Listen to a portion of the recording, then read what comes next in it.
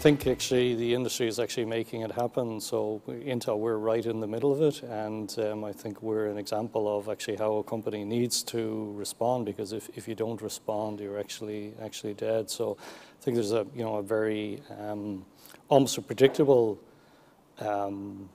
switch from the old world of the PC, the mainframe, to the PC. We were in the internet era, now we're in mobility, and the next space is actually going to be in the area of cities, cyber-physical systems, and ambient intelligence. So a company like Intel, what we're trying to do is actually obviously compete in the current paradigm, but also create the future. And I noticed the Lord Mayor is here, Nisha O'Murray, and one of the things that Intel is doing specifically here in Dublin is trying to actually create the next paradigm, which is the paradigm of cyber-physical systems, of ambient intelligence. And just last week in Beijing for the Intel Developer Forum, we had two of the team from LeakSlip out showcasing the work that we've done with the city. So Paolo, you mentioned the whole idea of sort of social engagement. But the new paradigm is actually where the users, innovation isn't something that's done to the users. Actually, the users create the innovation. So I think at Dublin, we're really lucky to have a Lord Mayor that actually has a digital affinity, and Dublin is on the point of actually becoming one of the leading sort of metabolizers of digital technology anywhere in the world. So the shift is happening, but. And Intel as a company, we're trying to respond. We have lots of design wins in mobile. Yesterday we just announced that Haswell, that's our 4th generation core processor, is going to ship in volume later this year, and that's going to be very exciting. Ultrabooks is a really exciting category, and I'd be interested in Paolo's opinion, because what we're betting on is that the convertible and sliders, so you have a device that's a laptop when you need it and a tablet when you want it, but that's going to be the sweet spot. So very exciting time. When it gets into devices and the way that they mix, now you have these phones that have a flexible display as well. So basically, you can have a phone with the display that folds over and all of that, or you can roll it up, and put it literally in your pocket. Or you might have this PC that is sort of this big and has just a projector, and project the screen on a piece of paper, and the piece of paper is touch sensitive, so you can have a keyboard there too. All of these innovations are coming along. Ultimately, it is down to what the take-up and the critical mass of users of these devices and what that will be. Now, obviously, innovation goes many ways, then the winners are only a few. Smartphones is a good concept because it fits in the pocket. It fits literally the pockets of students as well, in terms of, the costs that are associated to it. If you buy a word processor on a PC, it's going to cost you this much. On a smartphone, it's just a little fraction of it. So ultimately, the success of these mixed devices will depend on how many people really use them. As I said, the interaction is completely different. The way people use a tablet is completely different from the way they use a PC. And typically, somewhere that is in the middle has to serve two constituencies with different needs. And it is very difficult to get it right. I mean, how long did it take Apple to get a tablet right? And when the iPod came out, people said, well, it's just a big iPod.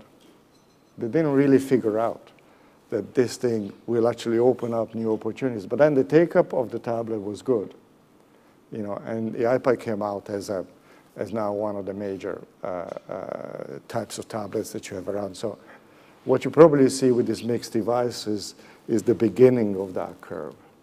And it is all down to final acceptance. And yes, I mean, if I could pay once for a tablet and a PC, it makes sense to me.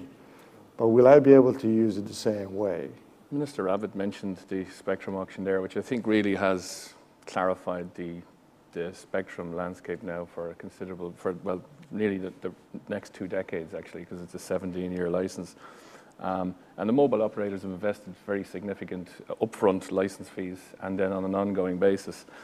So I think, a huge catalyst for what we're talking about here today is going to be increased connectedness in Ireland, both in mobile and fixed. But yeah, 4G garners a lot of the headlines, but I think we can't forget that 3G is going to be boosted by the recent spectrum auction, because we're really going to be able to intensify our low-band spectrum in the 900 megahertz range, which will actually give a lot of people an improved 3G experience and will actually bring quite a few people who don't currently enjoy an optimal connected experience, a much better experience. So I think that's very good news for everybody. Then gradually, I think we'll see the adoption of 4G in Ireland. I think we got to remember there's going to be a lot of handsets out there that are not LTE enabled. So I think we're going to see a phased growth of 4G. But you know, speeds in Ireland now, I think I said it during the week, 3G speeds in Ireland now are quite comparable on an international basis and allow you to do a lot of things on the move. But 4G is going to be a step change. I mean, 4 and 5 times quicker than you're seeing now. Is going to really, I think, act as a further catalyst for the growth of the mobile worker and mobility generally in Ireland. And I think, you know, Paolo's really said it there, it will free up employees to be far more mobile and to do the things that they want to do and to do the things where they want to do them and actually focus on, you know, building sales channels, talking to customers and free them up from being tethered to a laptop back in the office. But I think what's interesting as well, we didn't mention really bring your own device, but a feature of what I just described there too, the tablet that I'm watching the Masters on, the Masters Golf at the weekend, is the same tablet that I'm using in the office and when I'm on telepresence back with our corporate center in Madrid. A huge amount of, in the future, devices will be multifunctional, they'll be work and domestic. And I think in the past it's always been extremely separate. And I think that presents interesting challenges for IT professionals here today in that I think the majority, I think the survey we've seen that 55% of devices that people use domestically will also be their work platform.